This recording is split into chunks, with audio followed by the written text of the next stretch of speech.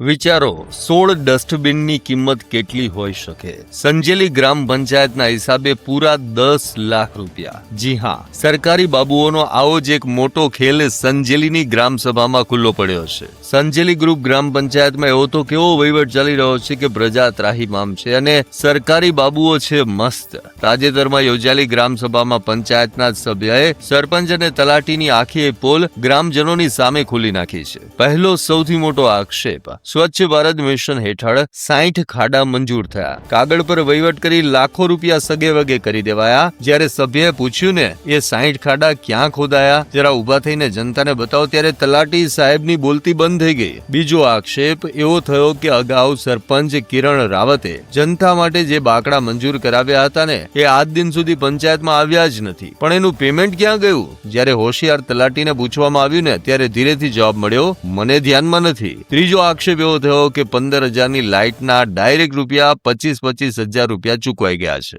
ગ્રામજનોએ રોષે ભરાઈને કહ્યું કે આ તો જનતાને મૂરખ બનાવવાની ગ્રામસભા છે. 4 વર્ષથી ઠાકોર ફળિયામાં પીવાનું પાણી નથી. વારંવાર અરજીઓ કરી પણ પંચાયતે માત્ર કાગળ પર ઠરાવો કર્યા છે. જમીન પર કોઈ કામ નથી દેખાતું. જ્યારે તલાટીએ એવું બહાનું કાઢ્યું કે વહીવટ તાલુકામાંથી થાય છે, ત્યારે સભ્યએ રોકડું પરખાવ્યું તો પછી પંચાયતને તાળા મારી દો ને. જ્યાં ચૂંટાયેલા સભ્યો સાથે જ આવો અન્યાય થતો હોય ત્યાં સામાન્ય પ્રજાનું શું થાય? પાણી, લાઇટ અને સ્વચ્છતા જેવી પાયાની સુવિધાઓ માટે સંજેલીની જનતા આજે પણ તરસી રહી છે. ત્યારે આ અંગે તમારું શું કહેવું છે? કમેન્ટ કરીને જણાવો.